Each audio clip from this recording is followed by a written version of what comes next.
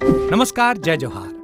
क्या आप भी गवर्नमेंट एग्जाम्स की तैयारी करना चाहते हैं? क्या आप भी मेमोरी टेक्निक्स और ट्रिक्स के जरिए बहुत ही कम समय में स्मार्ट स्टडी करना चाहते हैं? क्या आप चाहते हैं कि सीजी व्यापम टॉपर आपको पढ़ाए? तो डाउनलोड करिए योगेंद्र साहू क्लासेस ऐप। यहाँ 10 से अधिक गवर्नमेंट एग्जाम्स क्रैक करने वाले और सीजी व्यापम टॉप करने वाले योगेंद्र सर सीजीपीएससी और सीजी व्यापम के अंतर्गत होने वाले सभी एग्जाम्स की तैयारी कराएं। तो डाउनलोड करिए Yogendra Sahu classes app to be the best, learn from the best.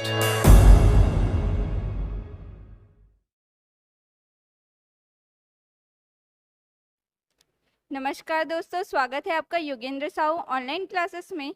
आज की क्लास में हम इंडियन ज्योग्राफी के टॉप 20 एमसीक्यू पर चर्चा करेंगे, जो कि सारे एग्जाम्स में बहुत ही इंपॉर्टेंट पोर्शन होता है। इससे हमेशा एक दो क्वेश्चन पूछे ही जाते हैं। चलिए स्टार्ट करते हैं आज का क्वेश्चन।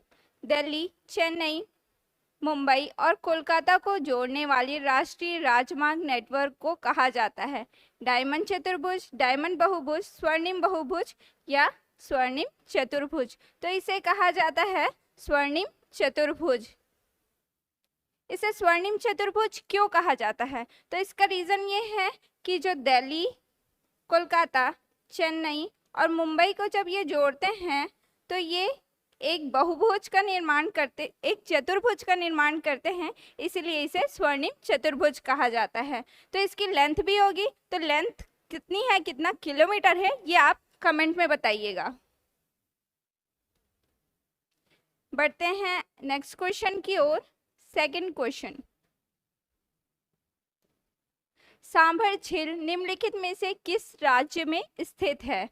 केरल, मध्य प्रदेश, राजस्थान या फिर कर्नाटक? तो सांभर झील कहाँ स्थित है? यह स्थित है राजस्थान में।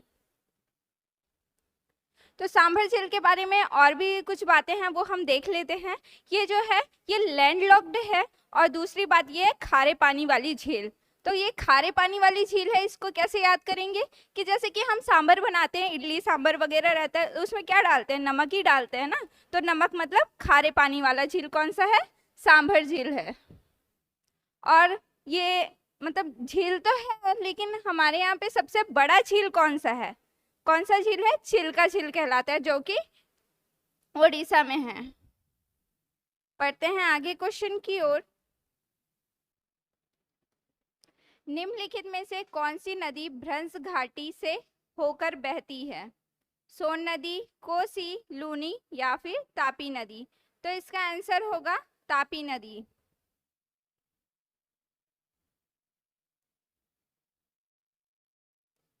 इसका आंसर है तापी नदी। तो ये भ्रंश घाटी होती क्या है? जब दो पहाड़ों के बीच से नदियां बहती है तो उन्हें कहते हैं भ्रंश घाटी बनाते हुए बहती है। ठीक है, तो ये जो तापी नदी है वो सतपुड़ा के दक्षिण भाग में बहती है। इसके साथ ही साथ में एक और नदी है जो भ्रंश घाटी बनाते हुए बहती है, जो कि नर्मदा नदी है। वो सतपुड़ा और विंध्याचल के मध्य से बहती है। बढ़ते हैं नेक्स्ट क्वेश्चन की ओर। निम्नलिखित में से कौन उत्तरी भारत में सर्दियों की वर्षा का कारण बनता है? व्यापारिक हवाएं, पश्चिमी विक्षोभ, उत्तर पूर्व मानसून या फिर दक्षिण पश्चिम मानसून? तो इसका आंसर होगा पश्चिमी विक्षोभ। तो ये पश्चिमी विक्षोभ होता क्या चीज है? जब पश्चिम से हवाएं चलना स्टार्ट होती है तो कैस्पियन सी और भूमध्य सागर से ये पानी को एब्जॉर्ब कर लेती है, और हिमालय की पहाड़ियों में जब जाती है तो ये दो भागों में बट जाती है।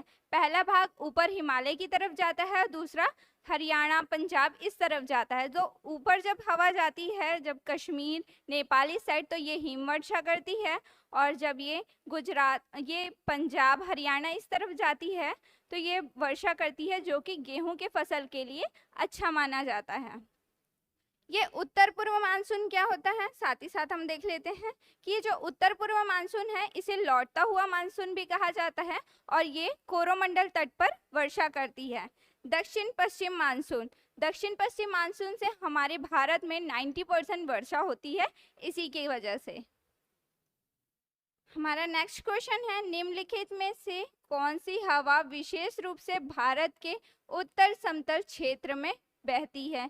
लू, नॉर्वेस्टरोस, मंजीर वर्षण या फिर आम्र वर्षण।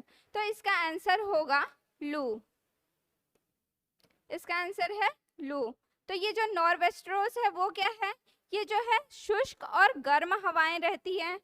और मंजीर वर्षण को ही कर्नाटक में कॉफी शावर के नाम से जाना जाता है, जो कि कॉफी के फसल के लिए बहुत अच्छा होता है। आम्रवर्षण केरल में होता है, जो आम की फसल के लिए अच्छा माना जाता है। हमारा 6th क्वेश्चन है, निम्नलिखित में से कौन सी नदी भारत में मीठे पानी की सबसे बड़ी झील वुलर झील का मुख्य स्रोत है? गंगा, ब्रह्मपुत्र, झेलम, इनमें से कोई नहीं। तो इसका आंसर है झेलम नदी। तो विश्व का सबसे बड़ा मीठे पानी वाला झील कौन सा होगा? ये होगा सुपीरियर झील। तो सुपीरियर झील कैसे बोलेंगे? सुपारी कैसा रहता है, मीठा सुपारी बोलते हैं हम। तो मीठे पानी वाला झील कौन सा है? सुपीरियर झील। विश्व का सबसे बड़ा मीठे पानी वाला झील है सुपीरियर झील। 7th क्वेश्चन है, किस देशांतर से भारतीय मानक समय रेखा की गणना की जाती है? ऑप्शन है 82.3 मिनट पूर्व देशांतर, 35 अंश 30 मिनट पूर्व देशांतर 82 डिग्री, पश्चिम देशांतर 82 डिग्री 30 मिनट उत्तर देशांतर। तो इसका आंसर है 82 डिग्री 30 मिनट पूर्वी देशांतर। तो ये पूर्वी देशांतर ही क्यों कहा जाएगा? क्योंकि हमारा जो भारत है वो पूर्व दिशा में स्थित है, इसीलिए इसे पूर्वी देशांतर कहा जाता है। जीएमटी और आईएसटी, इंडियन स्टैंडर्ड टाइम, और जीएमटी के बीच में जो डिफरेंस है वो है 5.5 घंटे का डिफरेंस होता है। और ये जो 82 डिग्री 30 मिनट है, ये जब भारत से गुजरती है तो ये 5 राज्यों को छूते हुए जाती है। ये 5 राज्य कौन कौन से हैं? एमपी, उड़ीसा, यूपी, छत्तीसगढ़ और आंध्र प्रदेश। ये 5 राज्यों को छूते हुए जाती है। हमारा नेक्स्ट क्वेश्चन है, विश्व का सबसे बड़ा आवासीय नदी द्वीप किस नदी में स्थित है? कौन सी नदी में स्थित है?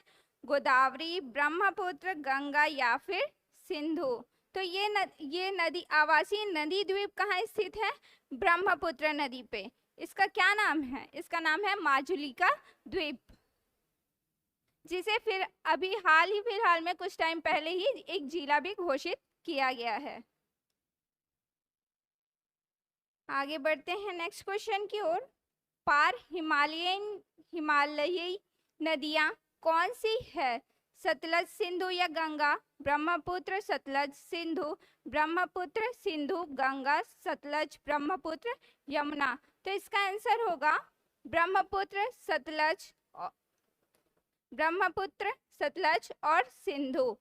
तो ये पार हिमालय की नदियां इसे क्यों कहते हैं? क्योंकि ये हिमालय की उत्पत्ति से पहले की नदियां हैं, इसीलिए इसे पार हिमालय की नदियां कहा जाता है। हमारा नेक्स्ट क्वेश्चन है, निम्नलिखित में से कौन सी चोटी पश्चिमी घाट पहाड़ी की सबसे ऊंची चोटी है? पश्चिमी घाट पहाड़ी की ऊंची चोटी है। मुल्लयनगिरी, बाणासुर, दोदा बेटा या फिर अनाईमुड़ी। तो इसका आंसर होगा अनाईमुड़ी। लोग देख रहे होंगे, इसका आंसर है अनाईमुड़ी। ये जो अनाईमुड़ी है ये कहाँ पे है? ये अन्नामलाई चोटी में स्थित है, जो कि दक्षिण भारत की सबसे ऊंची चोटी मानी जाती है। साथ ही साथ में इसमें एक और नाम हम देख लेते हैं, ये है दोदा बेटा। ये कहाँ है? ये नीलगिरी की सबसे ऊंची चोटी है, जो कि पूर्वी तट और पश्चिमी तट के मध्य में स्थित है। तो ये सेकंड नंबर, दक्षिण भारत की सेकंड नंबर की सबसे ऊंची चोटी है, और पहली सबसे ऊंची चोटी जो है अनाईमुड़ी है।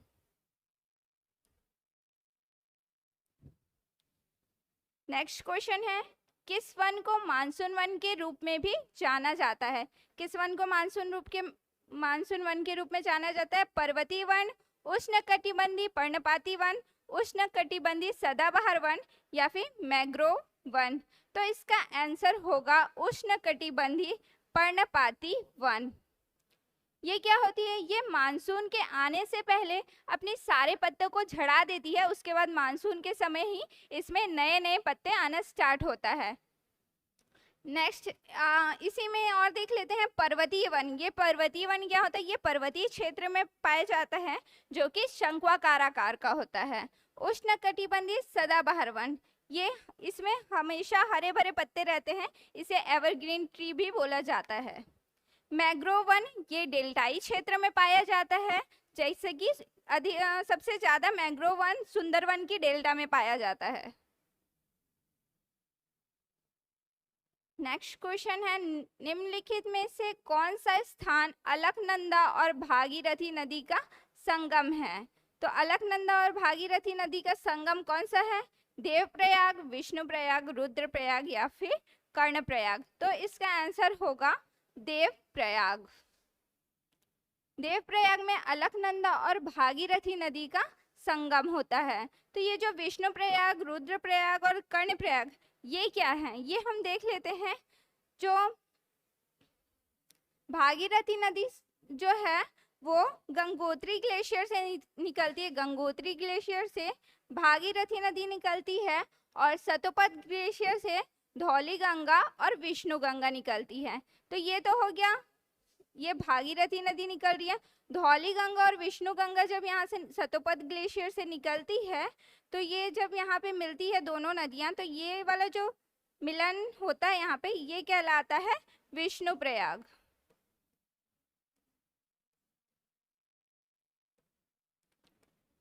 आगे अब ये जो नदी है ये अलकनंदा के नाम से जानी जाती है। तो ये अलकनंदा में यहाँ से आके पिंडारी नदी आके मिलती है, तो ये कहलाती है कर्णप्रयाग।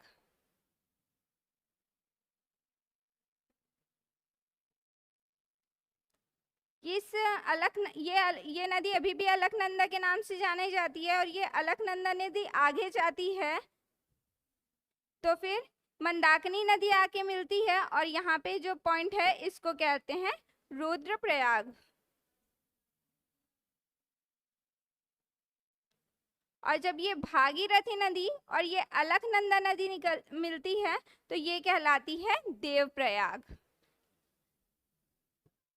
अब आगे बढ़ते हैं नेक्स्ट क्वेश्चन की ओर।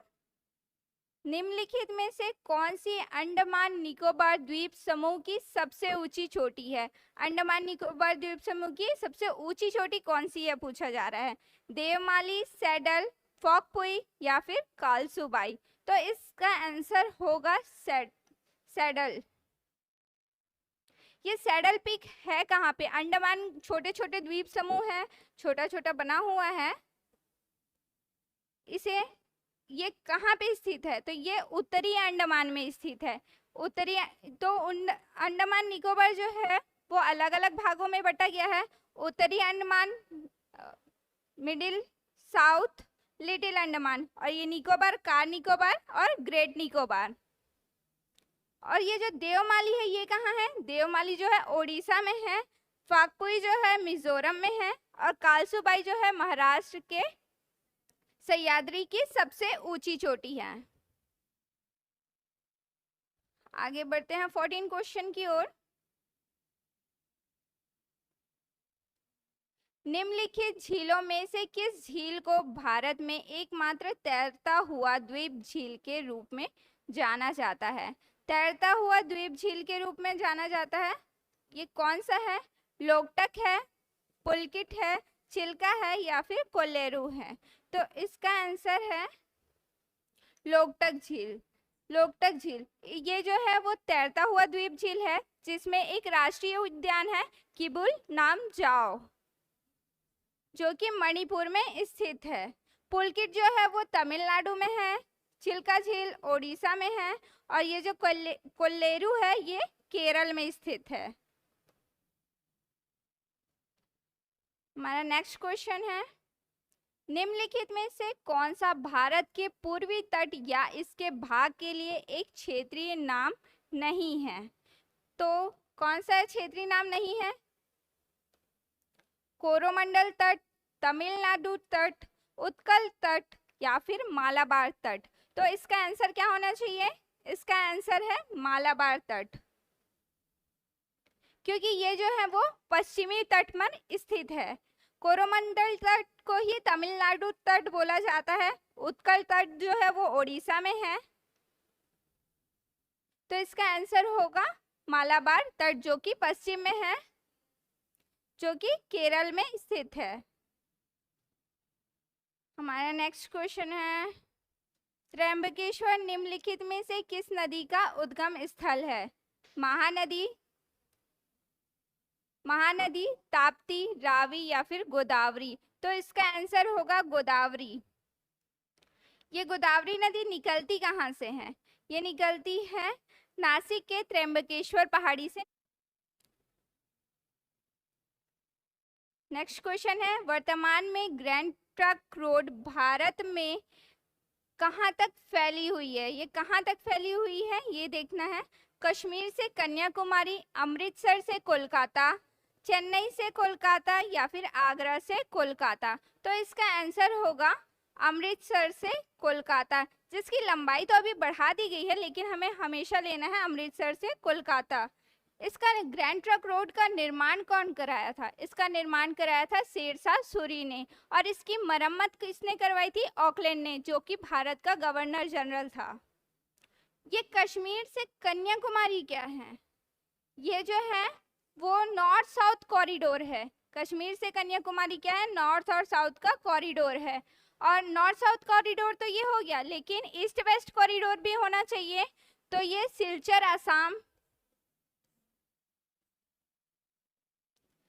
असम से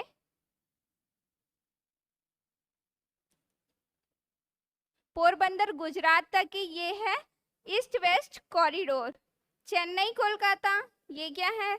चेन्नई कोलकाता जो है ये स्वर्णिम चतुर्भुज का हिस्सा है। स्वर्णिम चतुर्भुज में है ये। नेक्स्ट क्वेश्चन है, निम्नलिखित में से कौन सी भारत और पाकिस्तान के बीच सीमा रेखा है? कौन सी है सीमा रेखा? डुरंड रेखा, ब्लू रेखा, रेडक्लिफ रेखा या फिर मैकमोहन रेखा? तो इसका आंसर क्या होगा? इसका आंसर होना चाहिए रेडक्लिफ रेखा, जो कि इंडिया और पाकिस्तान की सीमा रेखा है। ये रेडक्लिफ जो इंडिया और पाकिस्तान की तो है, साथ ही में ये इंडिया और बांग्लादेश की भी सीमा रेखा है। डुरंड रेखा क्या है? अफगानिस्तान और पाकिस्तान की सीमा रेखा है। ब्लू रेखा किसे कहते हैं? जो दिल्ली है उसमें मेट्रो ट्रेन जो चलती है उसकी जो रेल लाइन है उसको ब्लू लाइन कहा जाता है। और ये मैकमोहन रेखा क्या है? ये इंडिया और चाइना का बॉर्डर है। नेक्स्ट क्वेश्चन है, भारत में कर्क रेखा निम्नलिखित में से किस राज्य से गुजरती है? किस राज्य से नहीं गुजरती है? तो हमें किस राज्य से गुजरती है ये पता होगा तो हमें समझ आ जाएगा कि किस राज्य से नहीं गुजरती है। तो ये जो किस राज्य से नहीं गुजरती है इसका आंसर मैं पहले बता देती हूँ। इसका आंसर होगा मेघालय। तो ये किस राज्यों से गुजरती है ये भी जरा हम जान लेते हैं। ये गुजरती है Gujarat, Rajasthan, MP, CG, West Bengal, Tripura और मिजोरम। ये 7 राज्यों से गुजरती है। और जो कर्क रेखा है और जो इंडियन स्टैंडर्ड टाइम है ये कोरिया जिले में एक दूसरे को काटती है, जो कि छत्तीसगढ़ में स्थित है। आगे बढ़ते हैं। हमारा आखिरी क्वेश्चन है, धौलाधार श्रेणी किस हिमालय का हिस्सा है? धौलाधार श्रेणी किस हिमालय का हिस्सा है? निम्न हिमालय, शिवालिक, पूर्वांचल या फिर बृहद हिमालय? तो इसका आंसर होगा निम्न हिमालय। हिमालय को अलग अलग भागों में बांटा गया है, बृहद हिमालय, लघु हिमालय और फिर शिवालिक हिमालय। ठीक है, तो ये हिस्सा होगा निम्न हिमालय का। ये धौलाधार जो है और धौलागिरी दोनों अलग अलग है। धौलागिरी किस में है? बृहद हिमालय में आता है। और धौलाधार जो है वो निम्न हिमालय में आता है। ये जो ज्योग्राफी का पोर्शन है, ये हमारी क्लास में बहुत डीपली इसको एक्सप्लेन किया गया है और बहुत अच्छे तरीके से इसको पढ़ाया गया है। साथ ही साथ में इसमें और भी अलग अलग जो जितने भी हमारे एग्ज़ाम्स होते हैं उनकी तैयारियां भी कराई जाती हैं। अगर आपको ये सेशन अच्छा लगा होगा तो लाइक कीजिएगा, शेयर कीजिएगा और सब्सक्राइब करके रखिएगा। सब्सक्राइब करना हमारे साथ साथ आपके लिए भी अच्छा होगा, क्योंकि जो भी नोटिफिकेशंस आते हैं वो सबसे पहले हमारे चैनल में दिखाया जाता है, जिससे आपको सारी नोटिफिकेशन की जानकारी सही समय पर उपलब्ध हो सके। धन्यवाद।